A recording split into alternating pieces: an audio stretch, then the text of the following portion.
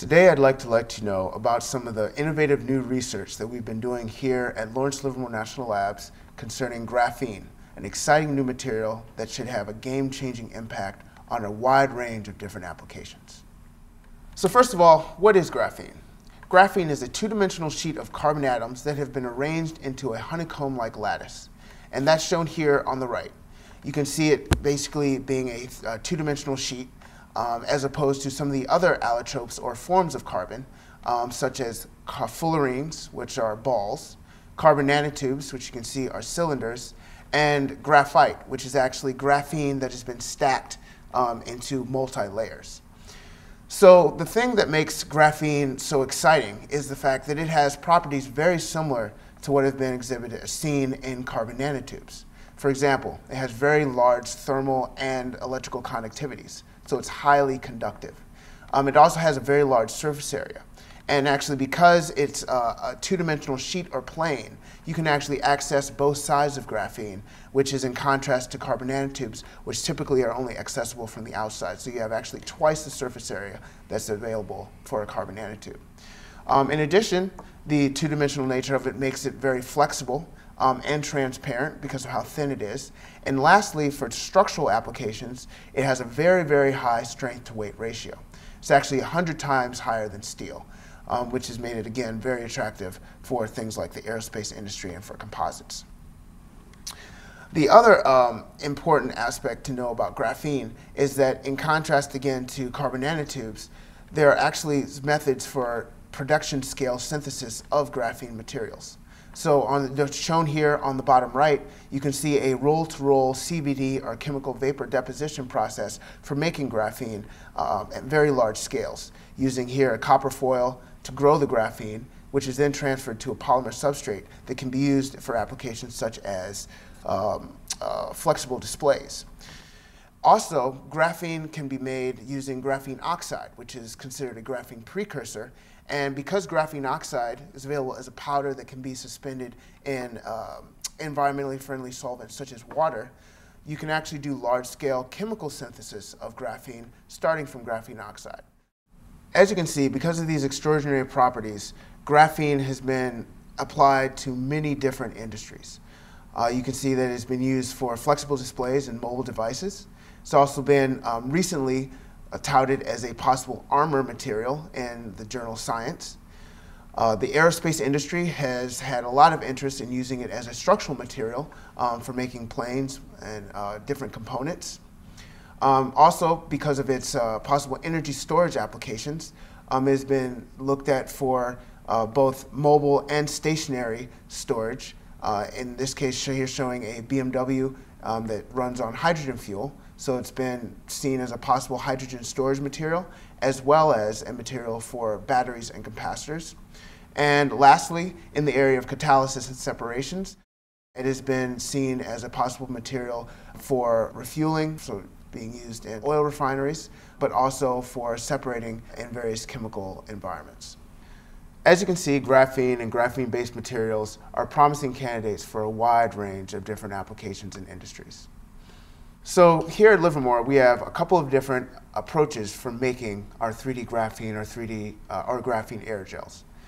The first approach is using a polymer-based method in which we start off with the chemicals formaldehyde and resorcinol in water. We then add in a catalyst, which allows us to form a polymer gel.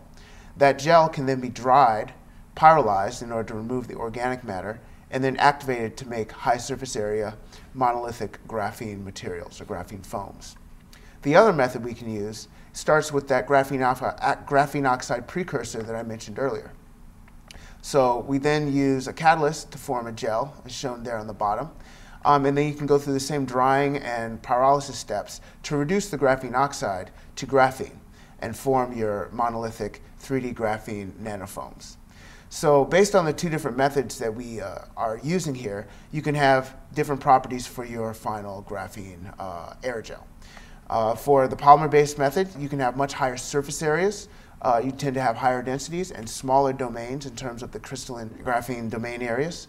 And for the graphene oxide-based approach, because you're starting off with that graphene precursor, which is much larger than the resorcinol formaldehyde molecules that are used in the polymer-based approach, you can actually have much larger domains of crystalline graphene, which leads to higher conductivities, and you can get to, with this method, much lower densities. So here we can show some of the many properties of our 3D graphene materials. On the right, you can see that we're able to tune the porosity of our materials simply by compressing them. You can see on the upper right, we are showing the full uncompressed version of the graphene aerogel, which then we can compress to about 1/10 of its original volume. And what that does is shown just to the left of that, where we have a pore size distribution plot showing the surface area as a function of pore size. In the black line, what you see is the uncompressed material, which has a fair amount of porosity above 5 nanometers. Then once you've compressed it, you're actually able to remove that part of the pore size distribution plot so that you now have a mainly what would be considered a microporous material, or pores less than about 2 nanometers. So this super compressive property of our graphene aerogels is what allows this direct control over the porosity. Secondly, our materials are very electrically conductive. So to the right, you also have a plot there of the electrical conductivity as a function of the density of the materials. You can see on this plot your standard or traditional carbon aerogels shown on the line on the bottom. Below that, you have our much lower density 3D graphene aerogels. And then if you follow the line going to the star on that plot, you can see what would be considered as a high density 3D graphene material. That material has a higher conductivity than what you would find even in commercial graphite, but you can get to that conductivity with much less mass or lower density. So you're able to have a highly conductive but still less dense material. And then going even further, if we're able to increase the density of that material, it lies on the line of what you would expect to find for an actual two-dimensional graphene sheet, an independent nanosheet of carbon. And this is quite remarkable. Lastly, we have good control over the crystallinity of our materials. So you now see on the bottom a couple of transmission electron microscopy images, or TEM graphs. On the left, you have your standard graphene aerogel, which shows a fairly highly curved, diffective sort of material with very small, much smaller domain areas. And then if you look to the right, you have the TM image of a highly crystalline graphene aerogel that we've annealed at high temperature. And you can see you have much larger, flatter areas of graphene, and it's much more transparent. And the reason for this is that we've annealed out the bulk of the defects, which allows us to achieve even higher conductivities than I'm showing on that plot to the right, as well as improved mechanical properties, so it has higher modulus or stiffness, and has better resistance to thermal oxidation. So one of the recent developments that we've had for our graphene aerogels, or 3D graphene materials, is being able to adapt the synthesis of these materials to additive manufacturing techniques, in particular 3D printing or direct ink writing. So here we have an animation of how we go about doing the 3D printing or direct ink writing of the graphene aerogel materials. First of all, we start off with our ink, which is our graphene oxide suspended in water with some silica particles to give it the proper rheology. We then are able to do the printing into a liquid bath, which allows us to keep the gel wet as we do the printing process and the further gelation and supercritical drying steps.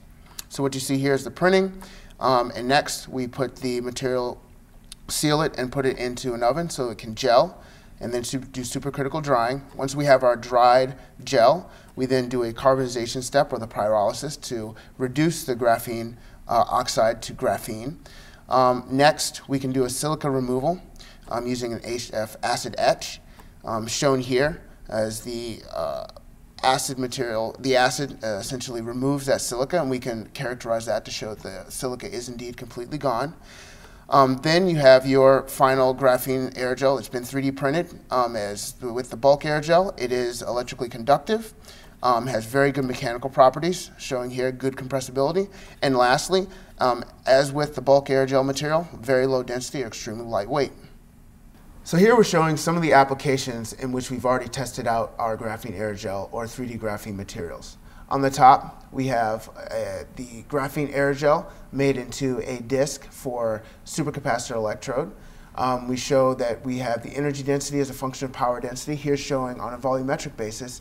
And we do that so we can show that as we take our material and compress it from the line shown there on the bottom, as you compress it to, again, 1/10 of its volume, you're actually able to significantly increase the volumetric capacity and power density of the electrode without pretty much any deterioration in its performance. The other application that we've looked at for energy storage is in the area of lithium-ion battery electrodes. So on the bottom, we're showing the synthesis of that particular material, and we're able to actually load on several different types of metal oxides onto the graphene aerogel, and those two have proven to be very high capacity materials that have shown good cycling stability. In the area of energy gas sensors, we've shown that our material, in this case, it's been decorated with platinum nanoparticles, is highly sensitive as well as selective. So on the top right, we're showing a plot of the response to different concentrations of methane and hydrogen gas. And as you can see, it is not at all sensitive to methane gas, but highly sensitive to the hydrogen.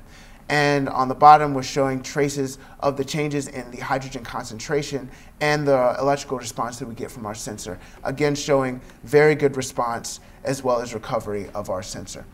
And lastly, in the area of catalysis, we've tested out using the graphene aerogel as a substrate to hold molybdenum sulfide, which is another 2D material. And the graphene, because it too is a 2D material, makes it amenable for then depositing single layers of the moly sulfide on top of it. And you can then marry the electrical conductivity of the graphene aerogel with the catalytic activity of the moly sulfide and make these very nice hydrogen evolution catalysts, as shown on the far right corner, showing that the graphene aerogel by itself is not conductive. That's that top black line. And then the moly sulfide coated graphene aerogel being only about 100 milliamps of overpotential beyond what you'd expect for the gold standard for hydrogen evolution catalysis, which is platinum. So in conclusion, we've shown that our graphene aerogel materials have tremendous potential for a wide range of applications. And in addition, we've developed a method for 3D printing the graphene, which should allow for additional tunability in the area of mass transport, as well as being able to optimize it for a number of different properties, such as mechanical or electrical. So my question to you is, what would be the path forward for these sorts of materials? What can you think of in terms of different applications or markets in which they might be amenable, as well as different partners that we could work with in order to further develop these sorts of materials? I'd like to invite you to contact us if you're interested in discussing any of this information any further at the Industrial Partnerships Office using the information below.